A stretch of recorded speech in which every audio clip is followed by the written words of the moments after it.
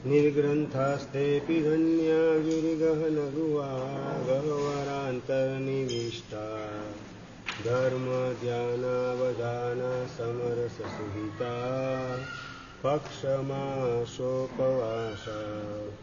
येऽन्येऽपि ज्ञानवन्तः श्रुतवितदधियो दत्तधर्मोपदेशा शान्ता दान्ता जिताक्षा जगति जिनपते शासनं भाषयन्ति। अनंत कल्याण करनार वात्सल्य વસાવનારા તારક તીર્થંકર શ્રવણ ભગવાન મહાવીર મહારાજાનું શાસન પામીને ઉપાધ્યાય શ્રી વિનય વિજયજી મહારાજ સાહેબ શાન સુધારસ ગ્રંથના માધ્યમથી 16 ભાવનાનું અમૃત પાન આપણને કરાવી રહેલા છે અને એમાં 14મી ભાવના પ્રમોદ ભાવના, એના ઉપર આપણે વિચારણા કરેલા છીએ. જ્યાં પણ ગુણ દેખાય, સદગુણ દેખાય, સાધના દેખાય અને આપણું હૈયું પુલકિત થાય, આપણું મન નાચી ઉઠે, એનું નામ છે પ્રમોદ ભાવ.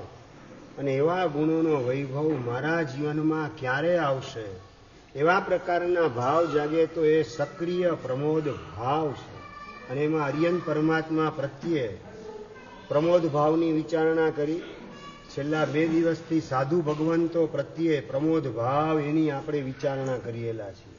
અને એમાં પણ ગઈકાલે જે દ્રષ્ટાંત બતાવેલું હતું પૂજ્યપાદ ગચ્છાધિપતિ શાંતિચંદ્ર શ્રી મહારાજ સાહેબ ભક્તિ શ્રી મહારાજના સમુદાયના, કે જેમણે પોતાના જીવનમાં 41 વખત 36 ઉપવાસની સાધના કરી. સળંગ 36 ઉપવાસ 41 વખત અને 63-28ની સાધના અને સિદ્ધિ તપ ઉપવાસ આંબેલથી ને આંબેલમાં પણ એક જ દ્રવ્ય વાપરવાનું. અને એવા 2 સિદ્ધિ તપ જે મહાપુરુષે કર્યા.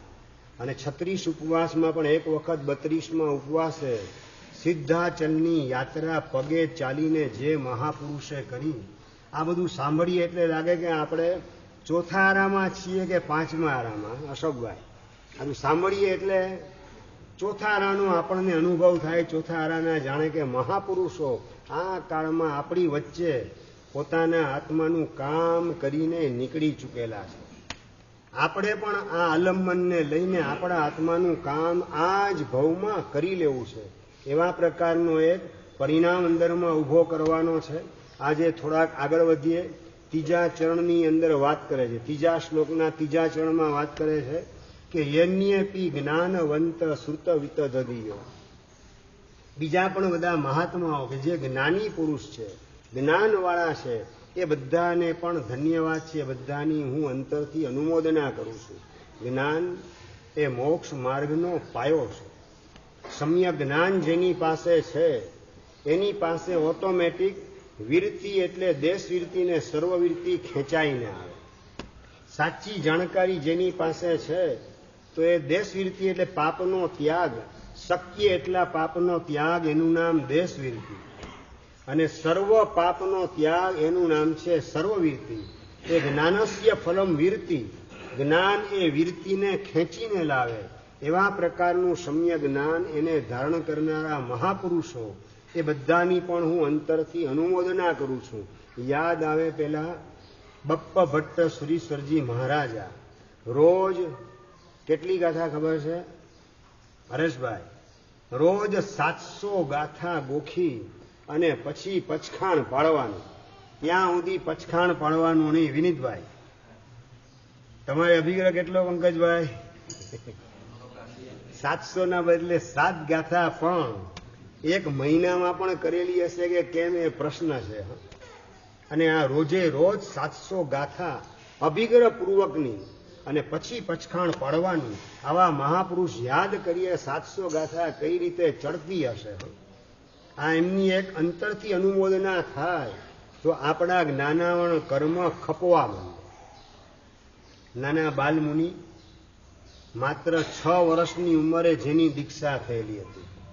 પાલીતાણાની અંદર 39 સામૂહિક દીક્ષા થઈ. પૂજ્યપાદ દીક્ષા દાનેશ્વરી ગુણરત્ન સુરીશ્વરજી મહારાજાના વરદ હસ્તે. અને એવા પ્રસંગની અંદર એક નાનકડો બાલ કુંવર માત્ર 6 વર્ષની ઉંમરે જેમણે રજોહરણનો સ્વીકાર કરેલો છે. અને એવા બાલમુનિ દીક્ષા જીવનની અંદર અમારે મુખ્ય કાર્ય શેનું હોય? સ્વાધ્યાયનું. જ્ઞાન ધનાહી સાધવ. તમારા માટે જેમ રૂપિયા એ ધન કહેવાય, એમ અમારા માટે જ્ઞાન એ અમારું ધન કહેવાય. જ્ઞાન એ અમારી કેપિટલ કહેવાય. બાલમુનિ હતા, એણે અમારું રોજની જે ક્રિયા હોય એની અંદર અમારી પગામ સંજ્ઞા આવે, 17 ગાથા ગણવાની આવે, અતિચાર વગેરે એ બધું પૂરું કરી દીધું. તો મેઇન જે વાત આવે કે પક્ષી સૂત્ર. સંજયભાઈ કેટલી ગાથા? 350 ગાથાનું પક્ષી સૂત્ર ગુરુ મહારાજ વાત કરે છે. બાલમુનિ હજુ બધું પાયાનું બધું થઈ ગયું, તમારે પક્ષી સૂત્ર બાકી છે. કેટલી ગાથા ગુરુદેવ? 350 ગાથા છે. ચિંતા ના કરો બાલમુનિ, તમે 350 ગાથા સાંભળો ને એટલે તાવ આવી જાય. શું વાત કરો છો? અરે 350 ની 50 ગાથાનું વંદિતું આવે ને, ક્રમસર ગાથામાં આગળ વધતા હો તો એ ક્રમસર સૂત્રમાં તમે શું કરો? વંદિતાને સાહેબ સાઈડમાં રાખી દો, પેલા આયરી ઉર્જા આપી દો 3 ગાથાનું. ચિંતા નહીં, નાના નાના સૂત્ર વંદિતું સાહેબ સાઈડમાં, સૌથી છેલ્લે વંદિતું કરશું. 50 ગાથાનું વંદિતું આવે તો પણ તમને તાવ ચડવા માંડે. અને 350 ગાથાનું પક્ષી સૂત્ર. બાલમુનિ ચિંતા ના કરો, હું બોલું છું એકદમ સ્પષ્ટ અક્ષરે, તમે શાંતિથી સાંભળજો, ઉપયોગપૂર્વક સાંભળજો. એ ઉચ્ચાર બરાબર મનમાં ધારી લેજો, એટલે તમારે ગોખવામાં સરળતા રહેશે. અને ગુરુ ભગવાન 350 ગાથાનું પક્ષી સૂત્ર બોલે છે. અને પેલા બાલમુનિ આંખ મીચી અને શાંતિથી એકાગ્રતાથી સાંભળવાનું કામ કરે છે. આજ્ઞાંકિત હતા. ગુરુની આજ્ઞા થાય એમાં મારે કોઈ વિચાર કરવાનો નહીં. આજ્ઞા ગુરુનામ અવિચારણીય. ગુરુની આજ્ઞામાં કોઈ આપણે વચ્ચે આપણા વિકલ્પોને ઘાલવાના હોય નહીં, એવું સમજનારા બાલમુનિ 2 હાથ જોડી ગુરુમાનને વંદન કરી, 2 હાથ જોડી આંખ બંધ કરી અને શાંતિથી સાંભળે છે. અને ગુરુ ભગવાન એકદમ સ્પષ્ટ ઉચ્ચાર સાથે પક્ષી સૂત્ર સંભળાવે છે. અમે પક્ષીપતિ કોણની અંદર પક્ષી સૂત્ર બોલીએ લગભગ 15-17 કે મેક્સિમમ 20 મિનિટ થાય. ગુરુ ભગવાન એકદમ સ્પષ્ટ રીતે એ સમજી શકે એ રીતે ધીમે ધીમે બોલે છે. અડધો કલાકની અંદર પક્ષી સૂત્ર સંભળાવ્યું. બાલમુનિએ સાંભળી લીધું. બરાબર ઉચ્ચાર બેસી ગયા? હા ગુરુદેવ બેસી ગયા. હજી એકવાર સંભળાવશો? સારું, સાંભળો. બીજી વાર બાલમુનિને ગુરુ ભગવાન પક્ષી સૂત્ર સંભળાવે છે. અને એકદમ અહોભાવપૂર્વક વિનયથી હાથ જોડી અને સાંભળવાનું કામ અહોભાવપૂર્વક બાલમુનિ કરે છે. બીજી વખત પણ અડધો કલાક એની અંદર પક્ષી સૂત્ર સંભળાવી દીધું. બાલમુનિ હવે ઉચ્ચાર બધા બેસી ગયા ને, જોઈ લો તમે. ગુરુદેવ છેલ્લી એક વખત સંભળાવશો? એક વખત. સારું. કંટાળ્યા વગર ત્રીજી વખત પક્ષી સૂત્ર સંભળાવવાનું કામ ગુરુ ભગવંત કરે છે. ત્રીજી વખત અહોભાવથી સાંભળવાનું કામ પેલા બાલમુનિ કરે છે. કેટલી ગાથાનું પક્ષી સૂત્ર છે? 350 ગાથાનું. 3 વખત ગુરુ ભગવંતે એમને સંભળાવ્યું. બાલમુનિ હવે ગોખવા. ગુરુદેવ 1 મિનિટ, હવે હું બોલું તમે સાંભળશો? ગુરુદેવ કે બોલો તમે. અને બાલમુનિ આંખ મીચી અને પક્ષી સૂત્ર કડકડાટ ને સડસડાટ બોલવાનું કામ કરે છે. જયેન્દ્રભાઈ, આ વર્તમાન કાળની સત્ય ઘટના તમને સંભળાવી રહેલો છે.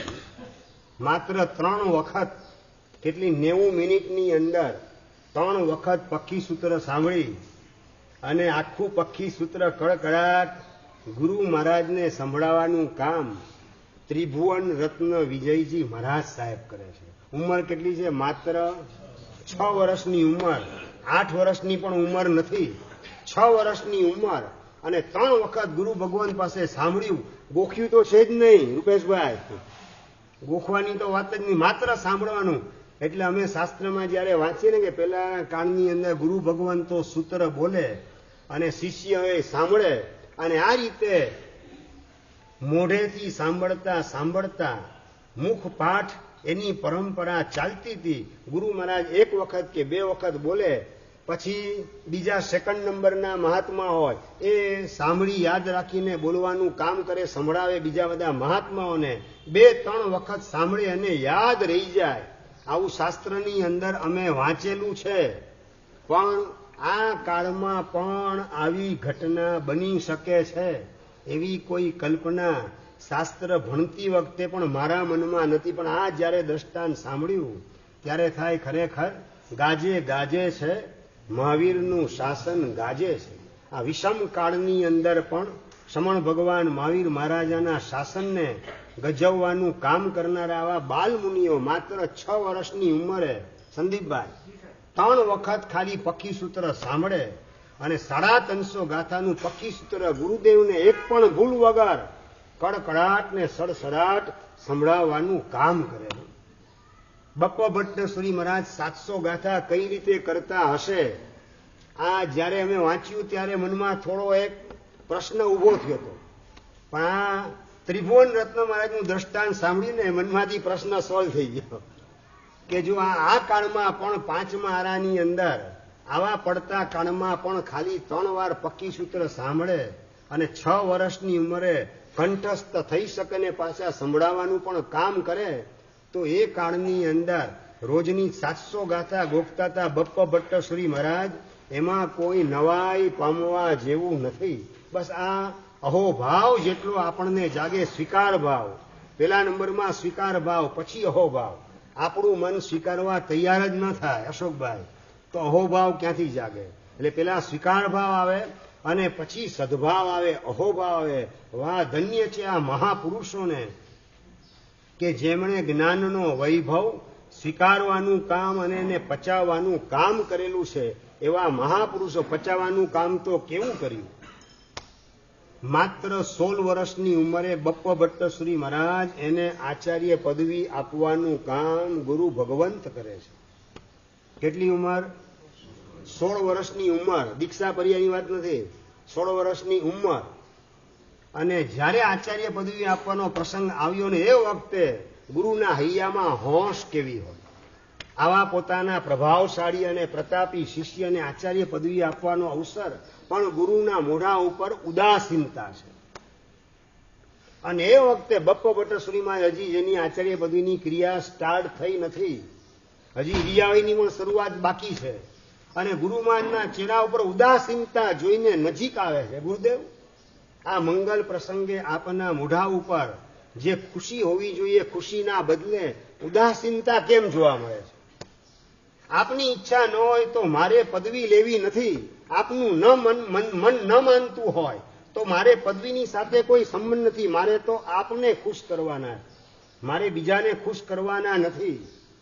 16 વર્ષની ઉંમરે આચાર્ય પદવી આપવાનું કારણ એ હતું કે આમ રાજા એનો આગ્રહ હતો કે તમારા આ વિદ્વાન શિષ્યને આચાર્ય પદવી આપો.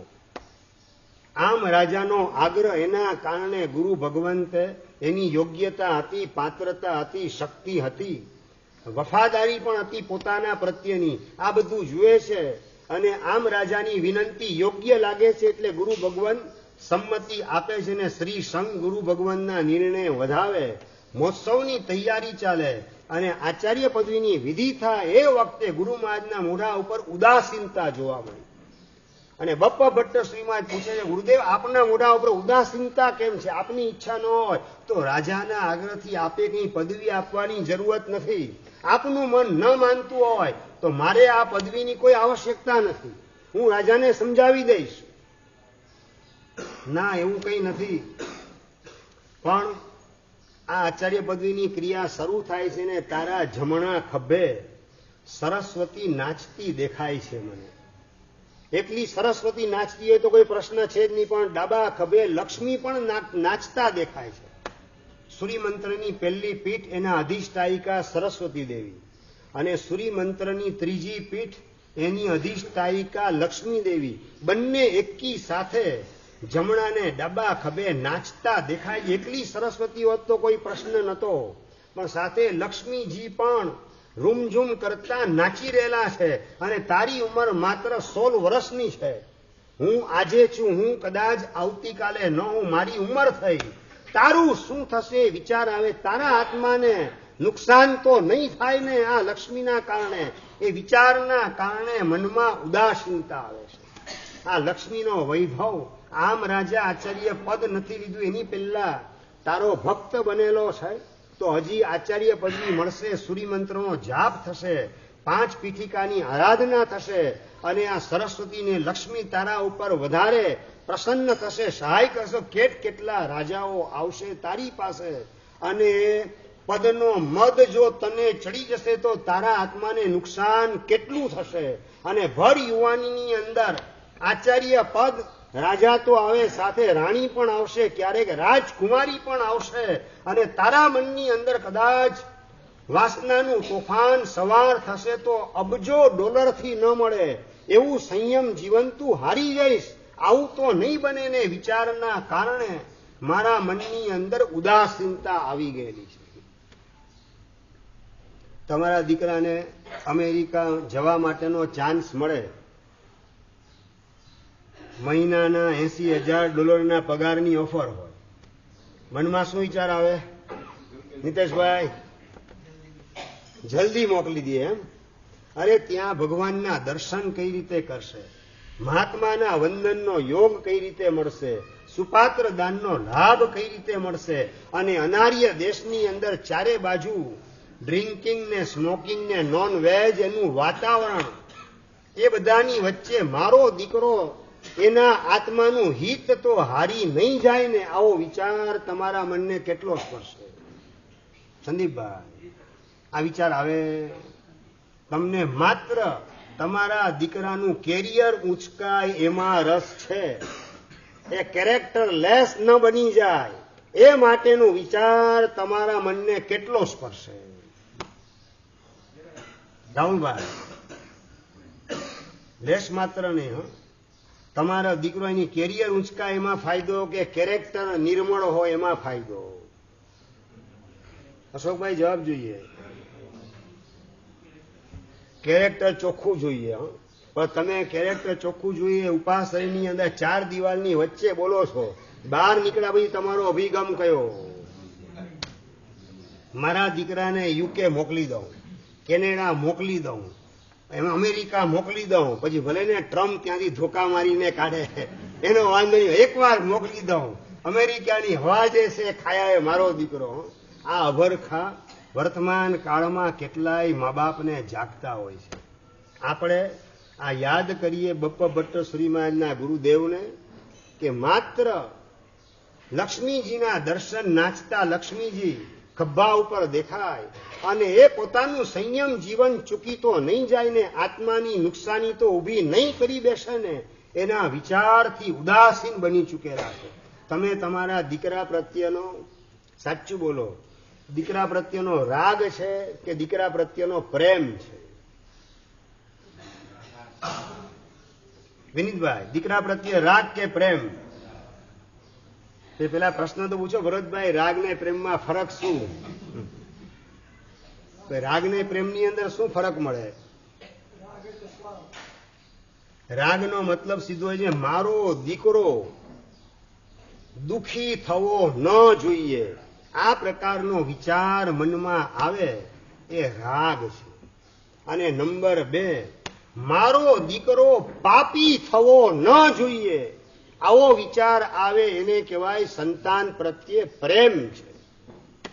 તમારા મનમાં દીકરો દુખી ન થાય એનો વિચાર કે દીકરો પાપી ન બને એવો વિચાર આવે? અવારનવાર કયો વિચાર આવે? મુક્તિભાઈ, કેન્દ્રવર્તી વિચાર કયો? રાગનો કે પ્રેમનો?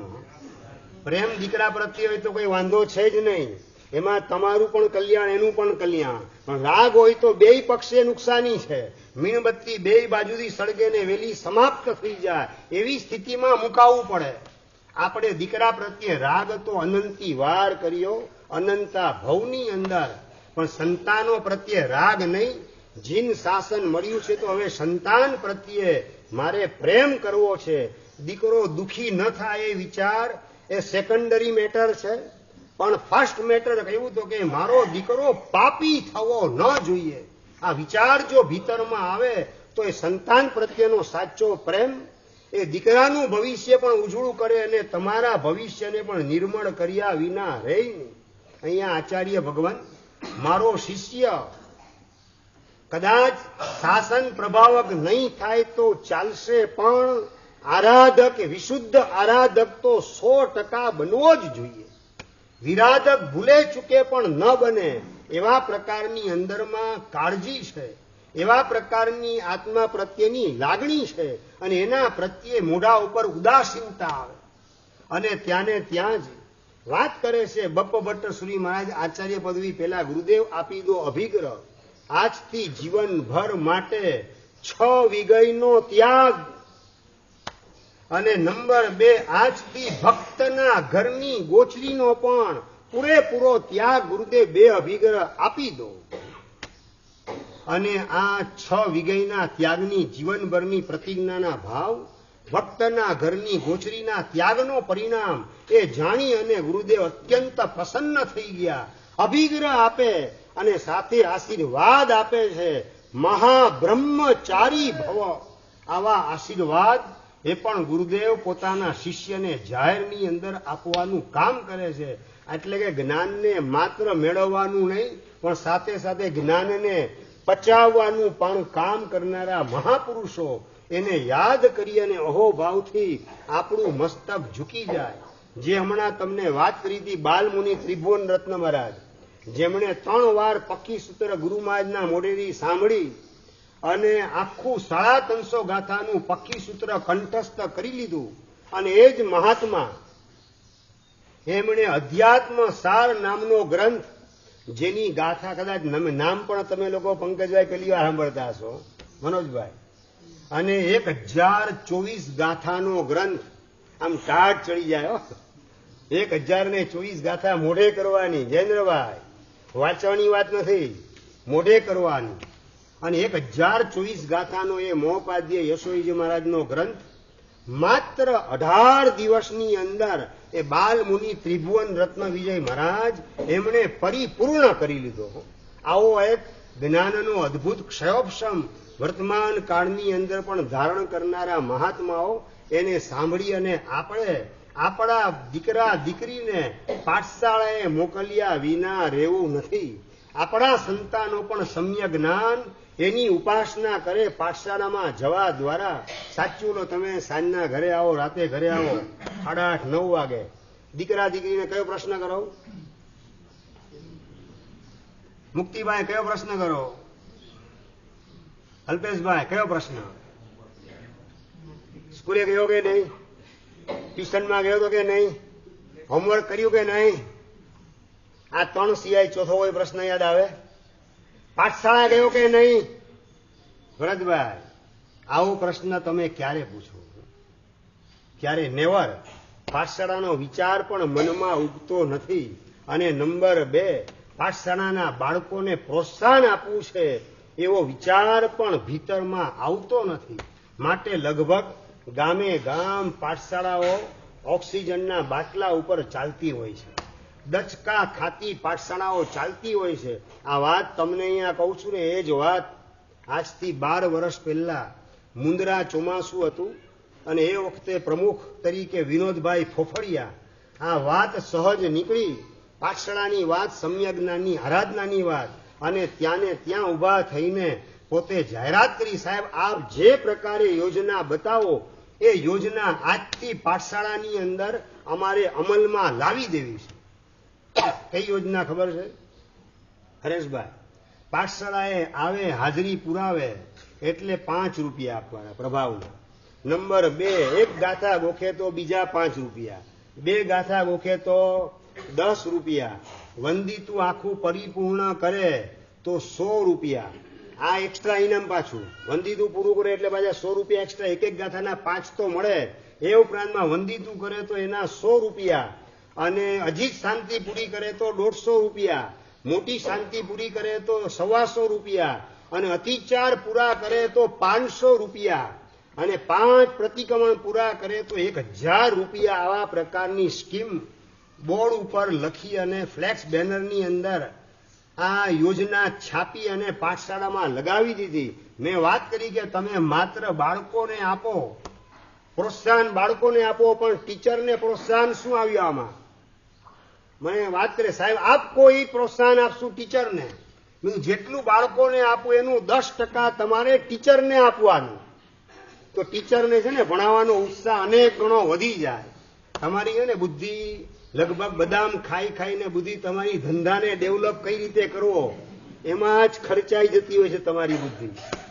પાઠશાળાને કઈ રીતે ડેવલપ કરવી, બાળકોનો ઉત્સાહ કઈ રીતે વધારવો, શાસનના એકો એક અંગ એને કઈ રીતે તેજસ્વી કરવા, એ બધાનો વિચાર તમારા મનમાં કેટલો ઉગે.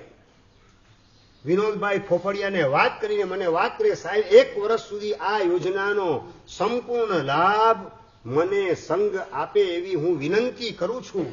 જાહેરમાં વ્યાખ્યાનમાં વિનંતી કરી, સંઘે વિનંતી માન્ય રાખી અને 1 વર્ષ એ ફ્લેક્સ બેનરની અંદર લખેલી યોજના એ મુજબ પાઠશાળાએ બધી બાળકોની સંખ્યા જે 7-8 બાળકો હતા એની જગ્યાએ 50થી વધારે બાળકો ગોઠવા માંડ્યા. દેરાવાસી, સ્થાનકવાસી બધા બાળકો ઉલ્લાસને ઉમંગથી પાઠશાળાની અંદર જોડાઈ ગયા. જે ઘર ગામની અંદર માત્ર 18 દેરાવાસીના ઘર અને 20 જેટલા સ્થાનકવાસીના ઘર, એ ગામની હું તમને વાત કરું 50 કરતા વધારે બાલક બાલિકાઓ જોડાઈ જાય. પાઠશાળા ધમધોકાર ચાલવા માંડે અને પાઠશાળાના બેનને પણ ગાથા આપવાનો, લેવાનો, ભણાવવાનો ઉત્સાહ વધવા માંડે. આ પ્રોત્સાહન આપવા માટેની અલગ અલગ ટેકનિકોને શાસનના એક એક ફિલ્ડની અંદર અપનાવતા આવડે. શાસનનું તેજ વધ્યા વિના રહેની આવી વર્તમાન કાળની અલગ અલગ સમ્યક જ્ઞાનની યોજનામાં સમકિત ગ્રુપ મુંબઈનું એમણે એક સરસ મજાની યોજના મૂકેલી, કોણ બનેગા કરોડપતિની યોજના. પાઠશાળાની અંદર સૌથી વધારે ગાથા ગોખે કોણ એ માટેની આખા ભારતભરની યોજના, કરોડ રૂપિયાના ઇનામ એ સમકિત ગ્રુપ તરફથી જાહેર કરવામાં આવેલા હતા. એક વખત નહીં, હજી બીજી વખત આ સ્કીમને રિપીટ કરવામાં પણ આવેલી હતી. ઉંમરના બાદ વગર કોઈ પણ 80 વર્ષના માજીઓ એ પણ પાઠશાળામાં આવી શકે અને 8 વર્ષનું બાળક એ પણ આમાં જોડાઈ શકે. આવા પ્રકારની યોજના આખા ભારતભરની અંદર મૂકવાનું જબરજસ્ત સુકૃત અને સૌભાગ્ય સમકિત ગ્રુપે પ્રાપ્ત કરેલું હતું. વાત મારે તમને કરવી છે બસ આ સમ્યક જ્ઞાન એની મહત્તા જો આપણા અંતરમાં વસી જાય, શાસન ચાલશે તો એ સમ્યક જ્ઞાનના આધારે ચાલશે અને એ જ્ઞાનને ધારણ કરનારા મહાત્માઓ એની અનુમોદના અને નંબર 2 આપણા સંતાનોને સમ્યક જ્ઞાન માટેનો ભાવ જાગે.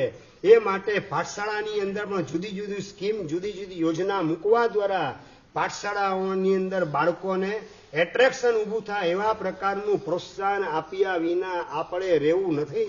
બસ આ જ્ઞાનવાન એવા મહાત્માની અનુમોદના કરતા કરતા આપણા સંઘની અંદર બાલક બાલિકાઓને પાઠશાળામાં જવા માટે ઉત્સાહ સ્વયંભૂ જાગૃત થાય એ માટે આવી જુદી જુદી સ્કીમો પણ આપણે શરીષભાઈ ગોઠવવાની છે. વનેચંદભાઈ, આવી બધી સ્કીમ ગોઠવશું તો બાળકો એની અંદર ઉત્સાહની ઉમંગ જાગૃત થશે.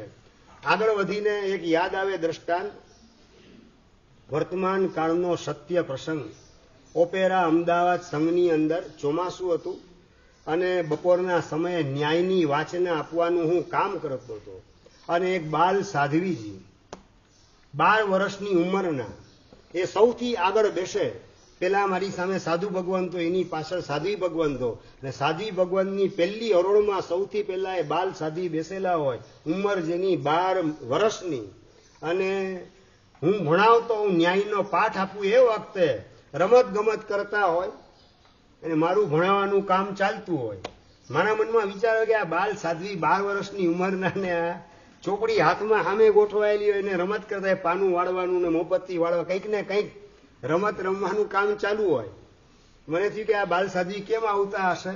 નંબર 2 મને થયું કે એના ગુરુ મહારાજ એ આવે એટલે એની સાથે આવતા. ગુરુ મહારાજ આપની સાથે હું રહીશ, આપનાથી મારે જુદા નથી, આપની પાસે ત્યાં આવીશ ને બેસીશ. પણ જ્યારે મેં સાંભળ્યું મારા ન્યાયના પાઠની અંદર જે સાધ્વીજી ભગવંતો માસિક અંતરાયનો ટાઈમ હોય એટલે 3 દિવસ પાઠ માટે ન આવતા હોય, એ બધા સાધ્વીજી ભગવંતોને આજે પાઠની અંદર 1.25 કલાક શું ભણાવ્યું એ બધું ભણાવવાનું કામ પેલા બાલ સાધ્વીજી કરતા હતા, જેનું નામ ધન્ય રેખા શ્રીજી મહારાજ સાહેબ. શું આ ભગવાનનું શાસન જયવંતું છે? રમત ગમત કરતા દેખાય, પણ મગજ ક્યાં કામ કરતું હોય. જે પદાર્થ હું પીરસવાનું કામ કરું એને ઝીલવાની અંદર કાનને જોડેલા હોય અને હાથ રમતનું કામ કરતો હોય, અને જે સાધ્વીજી ભગવાન તો પાઠમાં ના આવે મહિનામાં 3 દિવસ, એ બધાને ભણાવવાનું કામ એ બાલ સાધ્વી ભગવાન કરે. જ્યારે મેં આ સાંભળ્યું ને, આમ અરમાન ઉતરી જાય આપણા કે શું ભગવાનનું શાસન જયવંતું છે. અને આ જયવંતા શાસનનો જેટલો અહોભાવ ને બહુમાન ભાવ ઉંચકાતો જાય તેટલું ભવો ભવ જીન શાસનનું બુકિંગ અત્યારે જ આપણે કરાવી રહેલા છીએ. આ પ્રમોદ ભાવના માધ્યમથી એવો આપણે વિશ્વાસ ભીતરમાં ઊભો કરવાનો છે. બસ આ એક અનુમોદનાનો પણ ભાવ જાગી જાય ને, જ્યાં પણ સદગુણ દેખાય ત્યાં બસ આપણું અંતર ઝૂકી જાય. શું વાત કરું તમને, માત્ર દીક્ષા 13 વર્ષની ઉંમરે લીધી અને પહેલું વર્ષ દીક્ષાનું, અને પાઠની અંદર ષડ દર્શન સમુચ્ચય હરિભદ્ર શ્રીમાનનો ગ્રંથ, એકદમ દળદાર ગ્રંથ અને જટિલ ગ્રંથ. 6 દર્શન સમજ્યા ને, ન્યાય દર્શન, વૈશેષિક દર્શન, વેદાંત દર્શન, બૌદ્ધ દર્શન, સાંખ્ય દર્શન, મીમાંસા દર્શન, આ બધા 6 દર્શનો અલગ અલગ, એ બધાને ભણવાના. જૈન દર્શનની વાત નહીં, નોન જૈન દર્શનો એ ભણાવવાનું કામ હું કરતો હતો ને 13 વર્ષની ઉંમરના. અમારા ભક્તિયશ વિજય મહારાજ સાહેબ દીક્ષા લીધી 13મા વર્ષે, અને એ ભણવા માટે મેં એને બેસાડેલા હતા. મારા બીજા શિષ્યો બધા વાત કરે, બીજા બધા શિષ્યોનો પર્યાય 12 વર્ષનો અને 14 વર્ષનો, અને એમનો પહેલા 12 મહિના હજી પૂરા થયા નતા, 8 મહિના થયા હતા દીક્ષા લીધે, ને એમને મેં ભણવા માટે બેસાડીએ. બીજા બધા શિષ્યો વાત કે ગુરુદેવ એ તો રમત કરે, એમને હું બેહાડ્યા જ પાઠની અંદર. મેં કીધું વાંધો નહીં, એ ભલે રમત કરે પણ એનું કાન જે છે ને એ પદાર્થને સ્વીકારશે. અને મહાત્માએ તમને કદાચ કલ્પના નહીં હોય, માત્ર 450 શ્લોક, એના ઉપર એક એક શ્લોક ઉપર 200 શ્લોકનું સંસ્કૃતમાં વિવેચન કરવાનું, એટલે કે 450 ગાથા સંસ્કૃતની, એના ઉપર 90,000 શ્લોક પ્રમાણ સંસ્કૃતની અંદર કોમેન્ટ્રી લખવાનું કામ એ જ ભક્તિયશ વિજયજી મહારાજે કરેલું છે. ગુરુ પૂર્ણિમાના દિવસે જેમણે તમને બધાને પ્રવચન આપેલું એ મહાત્મા ભક્તિયશ મહારાજ, જેમણે ન્યાય દર્શનનો એક સિરમોર ગ્રંથ કહેવાય ગુઢાર્થ તત્વાલોક, જેના ઉપર ભારત સરકાર દર વર્ષે સેમિનારનું આયોજન કરે, દિલ્હી ને લખનૌ ને દિલ્હી બાજુ. એના બદલે આ ગ્રંથની રચના કરનારા એ રાજકોટમાં વિદ્યમાન છે. તો દિલ્હીથી નિર્ણય થયો કે આ વખતે આ સેમિનાર રાજકોટ મુકામે સૌરાષ્ટ્ર યુનિવર્સિટીની અંદર ગોઠવાશે. 10 દિવસનો સેમિનાર. સંદીપભાઈ ભણવા માટે બનારસના પંડિત આવે, ગોવાથી પંડિત આવે, દરભંગાથી આવે, મિથિલાથી આવે, એટલું જ નહીં નેપાળથી પણ પંડિતો આવેલા હતા. કે માત્ર 24 વર્ષની ઉંમરના યુવાન મુનિરાજ, જેમણે ગુઢાર્થ તત્વાલોક ઉપર સંસ્કૃત કોમેન્ટ્રી 90,000 શ્લોક પ્રમાણ રચેલી છે, ગુજરાતીમાં વિવેચન પણ કરેલું છે, 14 વોલ્યુમ દળદાર એની રચના કરી, અને પંડિતોને પણ ભણાવવાનું સૌભાગ્ય એક જૈન મુનિને પ્રાપ્ત થાય 24 વર્ષની ઉંમરે. કેવું જીન શાસન જયવંતું છે, કેવા ઉત્તમ જીવો ભગવાનના શાસનમાં વિદ્યમાન છે. આ બસ આ બધા મહાત્માઓની અંતરના અંતરથી આપણને જો અનુમોદના કરતા આવડે તો શાસન એ અસ્થિ મજ્જાવત આપણામાં થયા વિના રહે નહીં. એ જેમ મજીઠનો રંગ ક્યારેય પણ કપડા ઉપરથી ઉખડે નહીં, ને હળદરનો રંગ હોય તો તડકામાં મૂકો એટલે ઉડી જતા વાર લાગે નહીં. શાસન પ્રત્યેનો પ્રેમ, એ પ્રેમ રસનો રંગ, ભક્તિનો રંગ આપણા આત્મામાં મજીઠ જેવો લાગે કે કપડું ફાટે પરંતુ રંગ જાય નહીં. એમ આ ભવ કદાચ પૂરો થઈ જાય તો પણ શાસનનો પ્રેમ પક્ષપાત અંદરમાંથી રવાના થાય નહીં. અને એ જ શાસનનો પ્રેમ અને પક્ષપાત ભવાંતરમાં પણ જીન શાસનમાં આપણને એન્ટ્રી અપાવ્યા વિના રહે નહીં. આવી ભૂમિકા પ્રમોદ ભાવના માધ્યમથી આપણે આપણા ભીતરમાં પ્રગટાવવાની છે. માત્ર સાંભળવું નથી, સાંભળતા સાંભળતા અહો ભાવ, અહો જીન શાસનમ, અહો જીન શાસનમ. આવું જીન શાસન છે, આવા ઉત્તમ રત્નો આ જીન શાસનમાં વિદ્યમાન છે. એવો એક આદર ભાવ ને અહોભાવ જેટલો અંદરમાં ઉછાળતા જઈએ તેમ તેમ મોક્ષ ન મળે ત્યાં સુધીના વચગાળામાં દરેક ભવમાં જીન શાસન, સંસ્કારી માતા પિતા, સદગુરુનો સમાગમ, આ બધાનું બુકિંગ આ જ ભવની અંદર આ શરીર પડે એની પહેલા બધાનું બુકિંગ કરાવી લેવું છે. પ્રમોદ ભાવ એનું મુખ્ય ચાલક બળ બનીને રહેશે. એટલે માત્ર સાંભળવું નથી, પણ સાંભળતા સાંભળતા અહોભાવ ઉછાળીએ અને આપણી શક્તિ મુજબ એનો અમલ કર્યા વિના રહેવું નથી. સાંભળો એટલે શ્રુત જ્ઞાન, અહોભાવ એટલે કે સમ્યક દર્શન નિર્મળ થાય. સાંભળવાથી શ્રુત જ્ઞાન નિર્મળ થાય ને યથાશક્તિ એનું પાલન કરવા દ્વારા ચારિત્ર ભાવ એ પણ તમારો નિર્મળ થતો જાય. આ રીતે દર્શનના ચારિત્ર ત્રણેય નિર્મળ થાય તો મોક્ષ માર્ગે આપણો વિકાસ થતા વાર લાગે નહીં. ઘટના આમ ગણો તો સામાન્ય હતી તમારી દ્રષ્ટિએ. ખેડૂત બળદને પોતાના ઘરની ડેલીની અંદર રાખી બહારથી તાળું મારીને બાજુના ગામમાં ગયેલો. આવતીકાલે આવી જવાની ધારણાથી ગયેલો, પણ ગયા પછી 2 દિવસ ત્યાં રોકાવાનો પ્રસંગ બની ગયો. 2.5 દિવસ સુધી પાછો ઘરે પટેલ આવી શકેલ નથી અને બળદ ઘરે બાંધેલ છે. અને યોગાનું યોગ જતી વખતે ખ્યાલ બહાર નીકળી ગયું. પાણીની બાલડી પણ મૂકી નથી કે ચારો પણ એના માટે મૂકેલો નથી. અને બળદ ભાંભરવા માંડે. ખીલે બાંધેલો છે અને બળદ ભાંભરે ભૂખ્યો થાય અને ઉછળવાનું કામ કરે. ઉછળી કૂદી અને ઓલો ખિલ્લો હતો એ પણ પોતે છોડી નાખ્યો. ઉછળવા દ્વારા એ ખિલ્લો પણ ઉછળીને બહાર આવી ગયો અને ભાંભરવાનું કામ કરે, દિવાલને ટપવાનું કામ કરે, પણ દિવાલ ટપી શકાય નહીં. 1 દિવસ 2 દિવસ આજુબાજુના બધા લોકો સાંભળે, પટેલ બસ આજે આવી જશે, આજે આવી જશે. એ ખ્યાલમાં લોકો રહ્યા અને બળદનો ભાંભરવાનો અવાજ સંભળાતો બંધ થઈ ગયો બીજે દિવસે. એટલે લોકોએ સમજ્યું કે પટેલ આવી ગયા લાગે છે, બળદને ખોરાક મળી ગયો લાગે છે. પટેલ 2.5 દિવસે પોતે ઘરે આવે છે અને ઘરે આવે અને ડેલીનો દરવાજો ખોલે અને બળદ એના 2 ડોળા બહાર નીકળેલા હતા ને ત્યાં એનું સબ પડેલું જુએ છે ડેલીના આંગણાની અંદર. ડેલીનો દરવાજો ખોલે અને મરેલો બળદ નજરની સામે દેખાય અને પટેલને પશ્ચાતાપ થાય, ક્યાં અમે ભૂલ કરી, એને ચારો ના આપ્યો, એને પાણી ના આપ્યું. અને આ ટપવા માટેની મહેનત કરવા જતા એનું શરીર પણ લોહી લુહાણ થયેલું દેખાય છે. લીસોટા પડેલા પણ દિવાલ ઉપર દેખાય છે. અને પટેલ પોતે રડવા માંડ્યો, ક્યાં મેં આ ભૂલ કરી. આજુબાજુના લોકો ભેગા થઈ ગયા.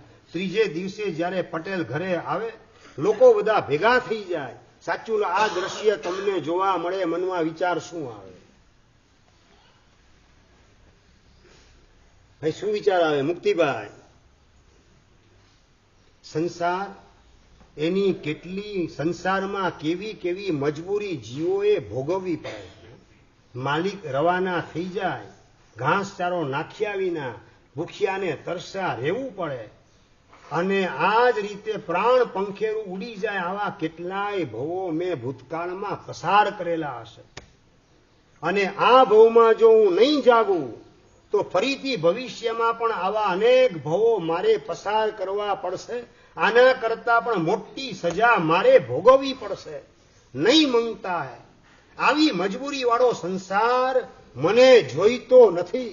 આ સત્ય પ્રસંગ તમારા જ કચ્છની અંદર વાગડ વિસ્તારમાં ભરૂડિયા ગામની અંદર બનેલી સત્ય ઘટના.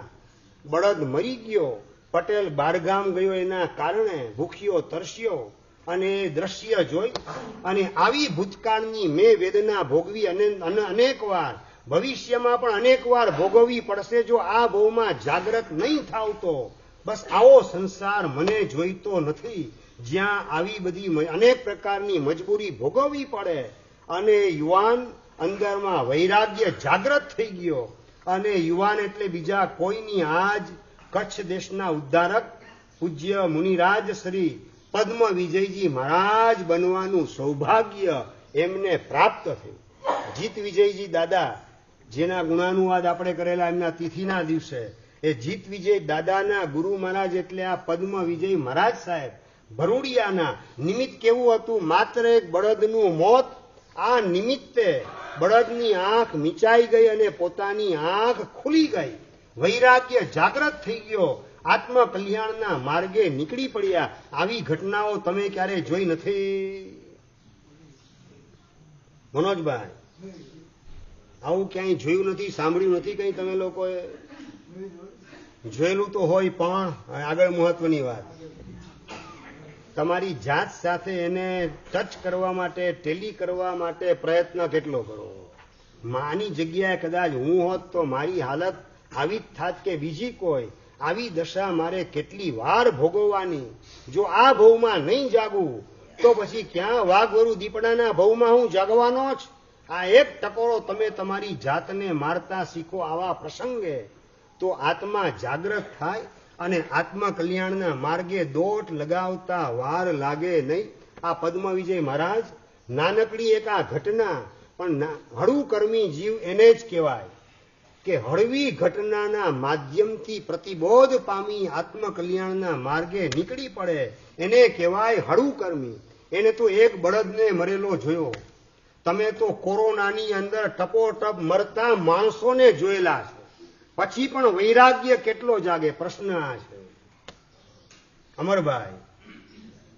નહીં, બીજા બધાનો ભલે નંબર લાગે, મારો તો નંબર લાગવાનો જ નથી. એટલે આપણે આપણી જાત સાથે ટેલી કરવાનું કામ, એ પ્રસંગ આપણા દિલને ટચ થાય એવા પ્રકારનું કામ કરતા નથી. આ નથી કરતા એનો મતલબ એ કે આપણે હળવું કર્મી નથી, ભારે કર્મી છીએ.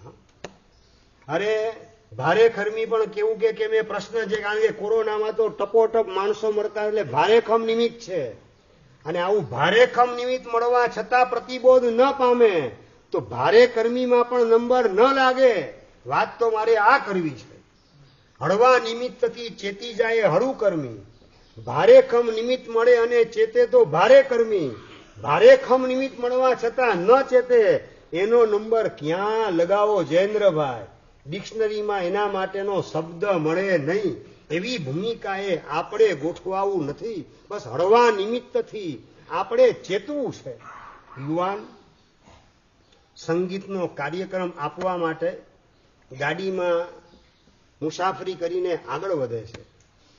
ઘરેથી ગાડી લઈને નીકળે છે. જે જગ્યાએ સામૂહિક દીક્ષાનું આયોજન છે ત્યાં સંગીત આપવાનો કાર્યક્રમ, એની અંદર જોડાવાનું છે.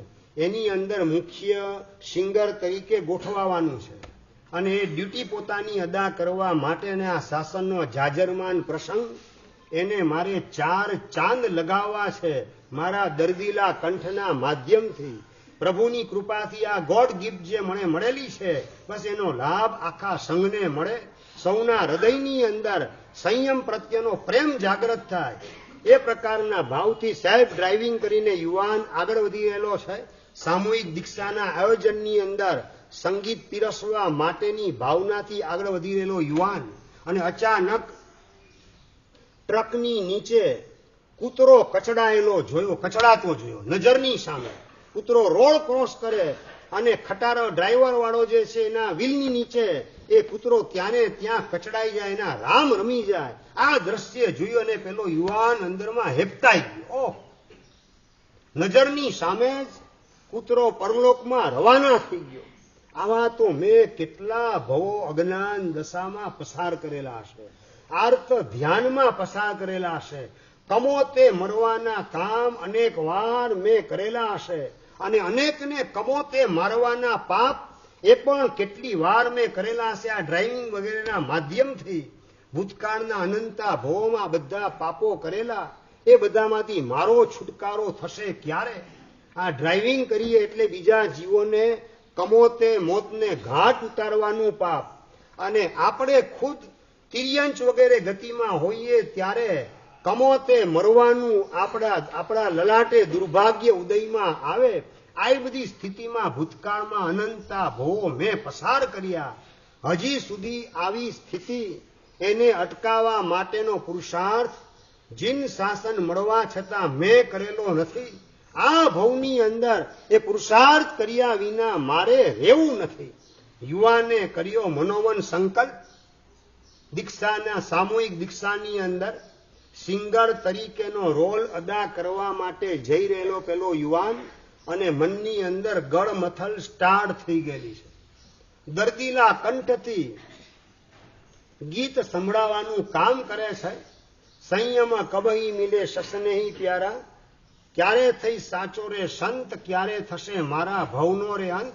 બોલતા બોલતા આંખમાંથી આંસુ પડતા જાય અને ટ્રક નીચે કચડાયેલું પેલું કૂતરું એ સતત નજરની સામે દેખાય રાખે. એ દ્રશ્ય જરાય ખસતું નથી. આવી વેદનાઓ ભૂતકાળમાં કેટલી વાર ભોગવી, હજી પણ ભગવાનનું શાસન મળ્યા પછી નહીં જાગું, આત્મકલ્યાણના માર્ગે નહીં નીકળું તો મારું ઠેકાણું પડશે કઈ રીતે. સંગીતનો કાર્યક્રમ આપતા આપતા કાર્યક્રમ પૂરો થયો અને એની સાથે જ પોતાનો દીક્ષા લેવાનો નિર્ણય જાહેર કરે છે. માત્ર નિર્ણય જાહેરાતની વાત નહીં, નિર્ણયને અમલમાં મૂકવાનું કામ. બીજે દિવસે સામૂહિક વર્ષીદાનનો વરઘોડો હતો, એની અંદર જોડાઈ ગયો વર્ષીદાન આપવા માટે પેલો યુવાન અને પૂજ્યપાદ દીક્ષા દાનેશ્વરી ગુણરત્ન સુરીશ્વરજી મહારાજ સાહેબ એમના વરદ હસ્તે પછીના દિવસે રજોહણ પ્રાપ્ત કરવાનું સૌભાગ્ય એ યુવાને મેળવ્યું અને નામ છે મહાત્માનું પૂજ્ય પન્યાસ પ્રવર ચારિત્ર રત્ન વિજયજી મહારાજ સાહેબ.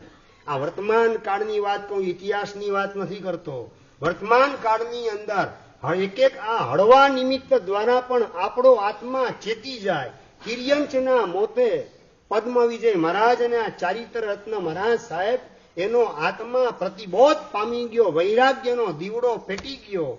માણસના મોતેને સામૂહિક મૃત્યુ ધરતીકંપની અંદર પણ કેટલા થયા, કચ્છની અંદર આ બધું તમે જોયેલું છે અને અનુભવેલું છે તમારી નજરની સામે જ.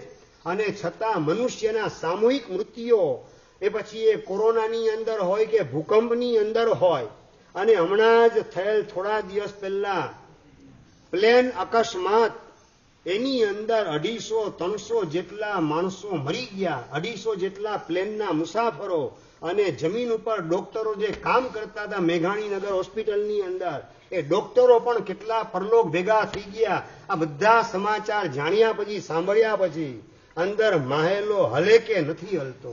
પ્રશ્ન આપણે આપણી જાતને પૂછવાનો છે. નિમિત્તો તો ઢગલા બંધ ચારે બાજુ આપણને જોવા મળે જ છે. આમાં કદાચ હું હોત તો આ લંડન જતું પ્લેન અમદાવાદથી, એની અંદર કદાચ હું ગોઠવાયેલો હોત કે મારો દીકરો ગોઠવાયેલો હોત, શું થાત? આ વિચાર પણ તમે તમારી જાતની અંદર કરો કે ના કરો. પ્રશ્ન તમારી જાતને ટકોરો મારીને પૂછો કે ના પૂછો. આપણે આ બધા પ્રશ્નો આપણી જાતને પૂછશું તો જ આપણા આત્માનું ઠેકાણું પડશે. હળવા નિમિત્તથી આ ચેતી જનારા મહાપુરુષો શ્રુત વિતત ધીયો એટલે શ્રુત જ્ઞાન, અને જેકી સાંભળેલું હોય કે જોયેલું હોય એ પોતાના આત્માને લાગુ પાડવાનું કામ કરવા દ્વારા પોતાની બુદ્ધિ પોતેને પ્રજ્ઞામાં કન્વર્ટ કરવાનું કામ કરે. બુદ્ધિ અને પ્રજ્ઞા આ બે મહત્વના શબ્દ છે.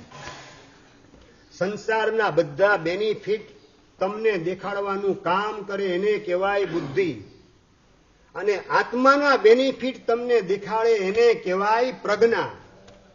આ લોકના બધા લાભ દેખાડે એને કહેવાય બુદ્ધિ, અને પરલોકના લાભ દેખાડે એને કહેવાય પ્રજ્ઞા. આ ભવમાં તમને દુખી ન થવા દે એવા પ્રકારની સમજણ એ બહુ બહુ તો બુદ્ધિ કહેવાય, અને પરલોકમાં તમને દુખી થવા ન દે એવા પ્રકારનું જીવન જીવવાની પ્રેરણા આપે એને કહેવાય પ્રજ્ઞા. આ શ્રુત વિતત ધીયો એનો મતલબ કે શાસ્ત્ર સાંભળીને કે જગતમાં બનતા પ્રસંગોના સમાચાર સાંભળીને કે જોઈને પોતાની બુદ્ધિને પ્રજ્ઞામાં કન્વર્ટ કરવાનું કામ કરનારા મહાત્માઓ એ લાખ લાખ ધન્યવાદને પાત્ર છે. એના પ્રત્યે અહોભાવને આદર ભાવ અંદરમાં આપણે ઉછાળવો છે, અને એના માધ્યમથી આપણે મોક્ષ માર્ગે આગળ વધારે તેવું પુણ્ય અને એવા પ્રકારની સામગ્રીનું બુકિંગ આ જ ભવની અંદર કરાવ્યા વિના રહેવું નથી. કારણ કે ગમે ત્યારે કર્મ સત્તા આપણા ઉપર એટેક કરી શકે તેમ છે. કર્મ સત્તાના લોખંડી પંજા ચારે બાજુ ફેલાયેલા છે. ક્યારે એની અંદર આપણે ઝડપાઈ જઈએ એની આપણને ગતાગમ નથી. અરે સંસારમાં હોય કે સંયમ જીવનમાં હોય, કર્મ સત્તા પોતાનો લોખંડી પંજો ક્યાંય પણ ફેલાવી શકે છે. દીક્ષા લીધા પછી માત્ર 3 મહિના હજી પૂરા થયા નથી અને સખત માથાનો દુખાવો સ્ટાર્ટ થઈ ગયો. માથાની અંદર કંઈક ભોકાતું હોય અને અંદર કોઈક ખાવાનું કામ કરતું એ પોતાને ખોપરીની અંદર મગજની અંદર એવો અહેસાસ થાય કોઈક મને અંદરમાં ખાઈ રહેલું છે, અંદરમાં મારું મગજ ખવાઈ રહેલું છે ને ભયંકર વેદના થાય. ડોક્ટર પાસે ગયા ચેકિંગ માટે ને ડિટેક્ટ થયું કે તમને બ્રેઇન ટ્યુમર છે. ડિટેક્ટ થયું ત્યારે સીધું 4 સ્ટેજનું કેન્સર બ્રેઇનનું. દીક્ષા લીધે 3 મહિના થયેલા છે અને આ ઘટના બની. જોને તોની ભાષામાં એ જગ્યાએ તમે હો, તમને વિચાર શું આવે? એ જગ્યાએ તમે હો તો વિચાર શું આવે તમને? સંદીપભાઈ, સંયમ છોડવાનું શું વાત કરો? એટલે સંયમ છોડો એટલે કેન્સર મટી જાય એમ? શું વાત કરો? દીક્ષા છોડો એટલે કેન્સર મટી જાય ગેરંટી કોઈ આપે તમને? ઓપરેશનનો વિચાર આવે અને કેમ થાય ક્યાં મેં બોલો આગળ બોલો શું આવે અશોકભાઈ વિચાર? પંકજભાઈ, હા, ધર્મીને ત્યાં ધાડ પડી. આવું તમે લોકો બોલનારા છો કે ધર્મી એટલે દીક્ષાનો ધર્મ ઊંચામાં ઊંચો પાડે છતાં એને ત્યાં ધાડ પડી.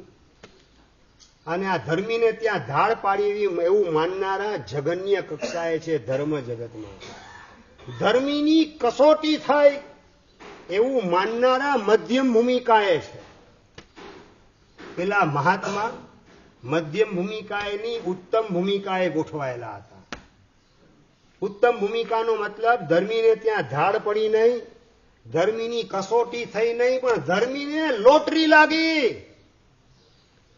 મને લોટરી લાગેલી છે એવા પ્રકારનો ભાવ પેલા મહાત્માના ભીતરમાં જાગૃત થાય. અંદરમાં કોઈ ઉચાટ નથી, ઉદ્વેગ નથી, ખેદ નથી, અફસોસનો ભાવ નથી. ક્યાં મેં દીક્ષા લીધી અને આ દીક્ષાની અંદર મને જોઈએ તેવી ટ્રીટમેન્ટ મળશે નહીં, મારું શું થશે? આ બધા કોઈ વિકલ્પોમાં અટવાવાના બદલે ધર્મીને લોટરી લાગી, મને લોટરી. સારું થયું દીક્ષા લીધા પછી આ રોગ ઉદયમાં આવ્યો. દીક્ષા પેલા જો ઉદયમાં આવી ગયો હોત તો ગુરુ ભગવાન મને દીક્ષા આપત નહીં તો મારો આ માનવ બહુ વાંજ્યો જાત. સારું થયું દીક્ષા લીધા પછી આ કર્મ સત્તા એટેક મારા ઉપર કર્યો. સંદીપભાઈ, આપણે આપણી ભાવધારાને કઈ રીતે પલટાવવાની છે, અંદરમાં વિઝન કેવા પ્રકારનું ડેવલપ કરવાનું છે, એ બધું પણ આ પ્રસંગના માધ્યમથી શીખતા જવાનું. કેન્સર 4 સ્ટેજનો ડિટેક્ટ થાય ને પેલા મહાત્મા જરાય ગભરાયા વગર ડોક્ટરે વાત કરી કેન્સર છે ને માત્ર હવે 6-8 મહિનાનો ખેલ. 4 સ્ટેજનું કેન્સર ને પણ બ્રેઇન ટ્યુમર.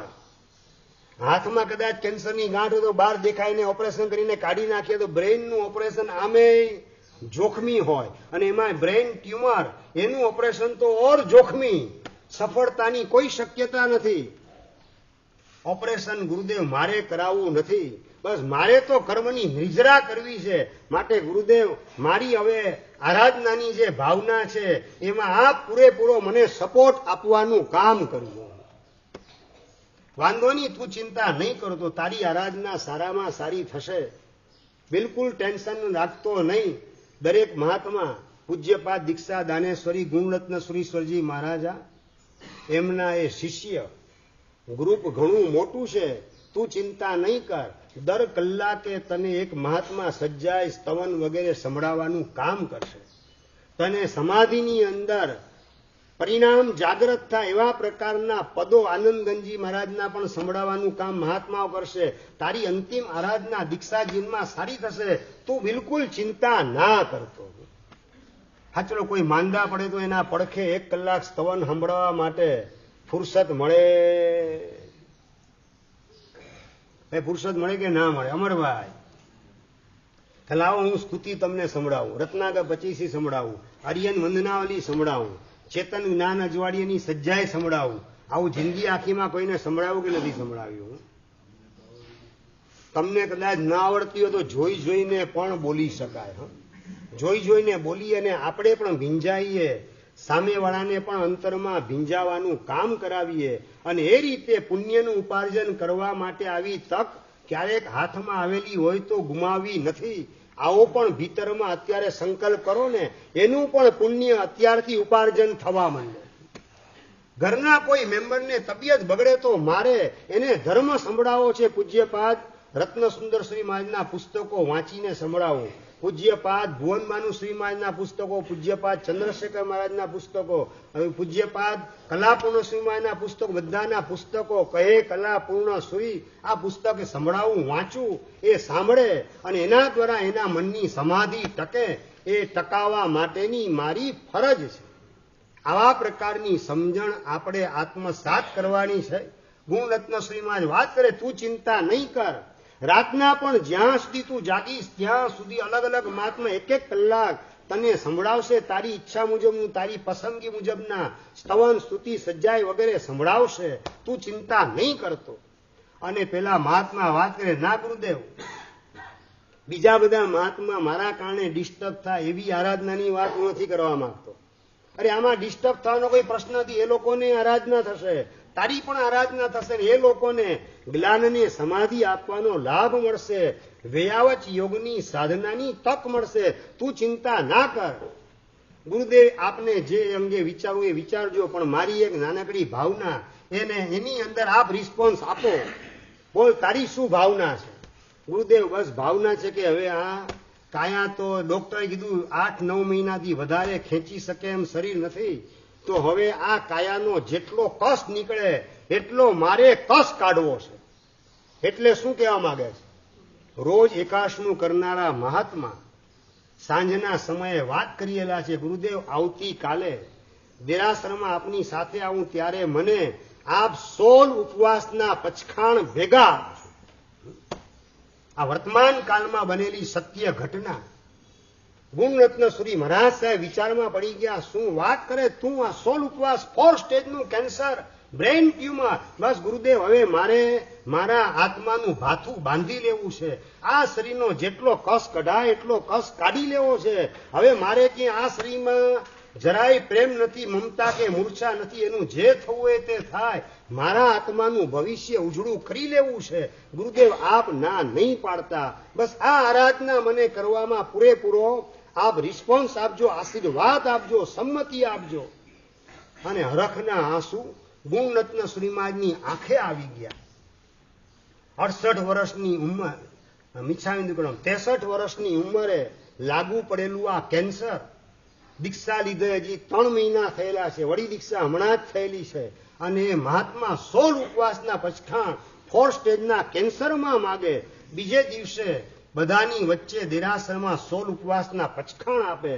16ના પારણે 17મો દિવસ આવ્યો ત્યારે બીજા 14 ઉપવાસ કરી માસ ખમણ પરિપૂર્ણ કરવાનું પરાક્રમ 4 સ્ટેજના કેન્સરની અંદર મૌન રત્ન વિજયજી મહારાજ સાહેબે કર્યું. અને 31મો દિવસ આવે, મનોજભાઈ હવે આજે તો પારણું, પારણામાં શેનું? નીતેશભાઈ, નૌકારસિંહ, બેસણું, એકાશનું, આંબેલ શું? માસ કમળના પારણે આંબેલથી પારણું મૌન રત્ન વિજયજી મહારાજ સાહેબે કર્યું. થોડા દિવસ એકાશના કર્યા ન કર્યા અને ગુરુદેવને વિનંતી કરી, ગુરુદેવ હજી આ શરીરમાં થોડીક ભગવાને શક્તિ આપેલી છે, બસ આપની કૃપા મારા ઉપર વરસે તો ફરીથી મારે તપની અંદર જોડાવું છે, થોડુંક આગળ વધવું છે.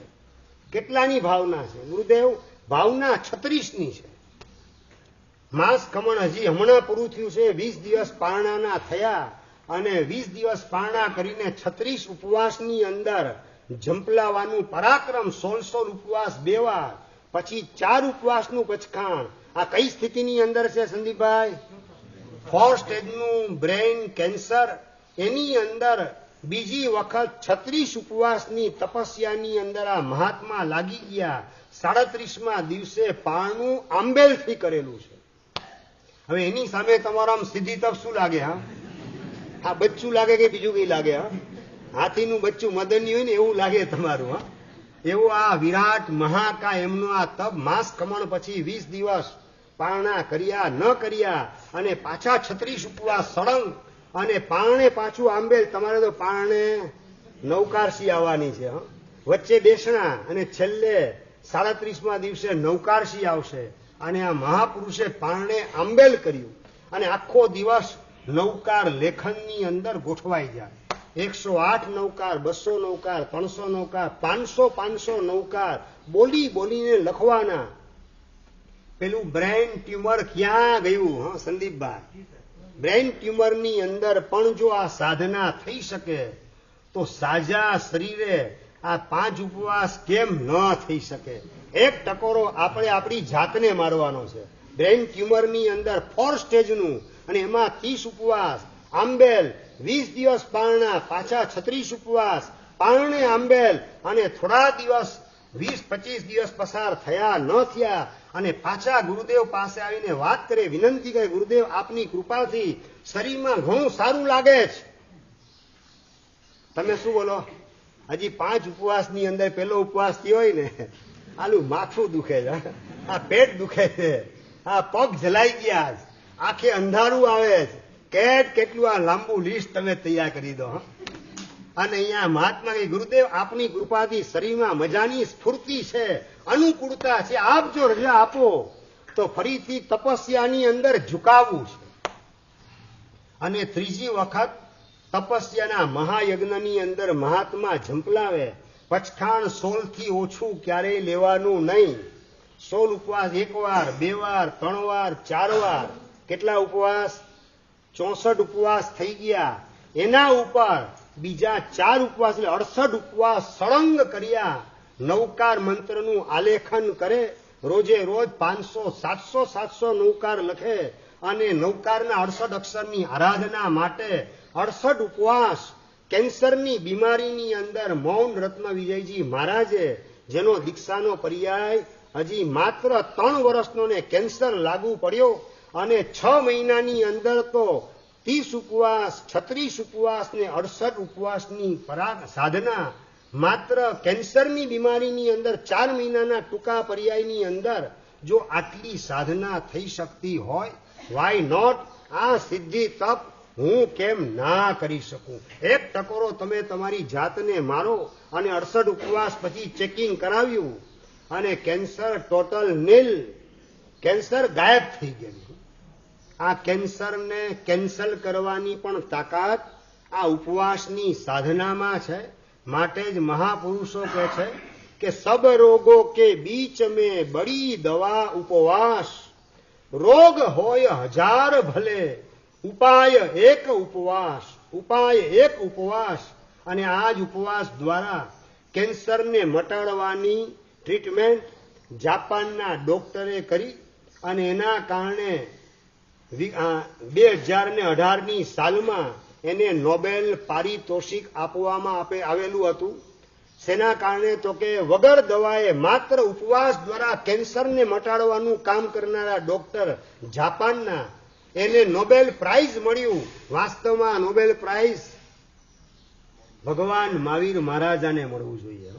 કારણ કે 11,80,645 માસક સમણ ભગવાન મહાવીર મહારાજાએ 25મા ભવમાં નંદન રાજર્ષરી તરીકેના અવતારની અંદર કરેલા હતા. એ 11,80,645 માસક સમણ, એના દ્વારા આ મૃત્યુંજય તપની સાધના આપણને ભેટ રૂપે આપનારા મહાપુરુષ એ પરમાત્મા એ ખરેખર નોબેલ પ્રાઇઝના હકીકતમાં અધિકારી બની શકે. આ જૈન ધર્મ એની આ તપસ્યા એના માધ્યમથી કેન્સર મટાડવાનું કામ જાપાનના ડોક્ટર કરે. 30 ઉપવાસ 35 ઉપવાસ કરાવે અને કેન્સર મટાડે. કાં વોમિટ દ્વારા કેન્સરના જમ્સને ગાંઠ ફાટે બધું નીકળી જાય ને કાં સ્થંડિલ દ્વારા પાછળથી નીકળી જાય. અને 36 ઉપવાસ કરે ત્યાં સુધીમાં તો આખું શરીર કેન્સરમાંથી મુક્ત થઈ જાય. રાતના પાણી પીવાનું નહીં, દિવસે માત્ર ઉકાળેલું પાણી વાપરવાનું. આ જૈન થિયરી મુજબના ઉપવાસ જાપાનના એક ડોક્ટરે કરાવ્યા અને એ રીતે અનેકના કેન્સર મટાડ્યા. એટલે એને નોબેલ પ્રાઇઝ મળેલ છે. વાત મારે તમને કરવી છે, પ્રભુએ આપેલો આપણને તપ એ શરીરના રોગ પણ ભગાડે, આત્માના રોગ પણ રવાના કરે. એવા પ્રકારની સાધનામાંથી આપણે જરાય પીછેહટ કરવી નથી એવો સંકલ્પ રાખી ઉલ્લાસથી આગળ વધો એ જ મંગલ કામના. જીનાજ્ઞાવિત કહેવાય તો મિચ્છામિ દુક્કડમ. બધા તપસ્વી સાતામાં છો ને બધા? ખૂબ ખૂબ ધન્યવાદ. ગઈકાલે 5ના અને 8મના પચકાણ લીધા હોય કે 6ના પચકાણ લીધા હોય બધાને આજે પાણહારના પચકાણ, અને ગઈકાલે એક ઉપવાસનું પચકાણ હોય એને આજે ફરીથી એક ઉપવાસનું પચકાણ. આજે એક ઉપવાસ, 2 ઉપવાસ, 3 ઉપવાસ ને પાણહાર, આના પચકાણ આપું છું. જય શત્રુંજય. સૂર્ય ઉગે 10 વદન મચકાય, સૂર્ય ઉગે વદન મચકાય, સૂર્ય ઉગે 6 વદન મચકાય, સૂર્ય ઉગે વદન મચકાય, ચોઈમ્બી અરમ તીમ્બી અનસમાન ખાન સેમમ પાણહાર પોષી નૌકાશ પોષી રાટ પોષી મુષી પુષ્કાય બિચ્છન્ન ગણની સંસંદ વેણમ પાણસ લેણો લેણો અક્ષર લેણો સસિતેણમાં આશ્રિતેણમાં દેશાસી મોગમ પરિભોગમ બચ્ચે ખાય સસાગણ મહત્તમ સંધાન. ઓ શ્રી રામ.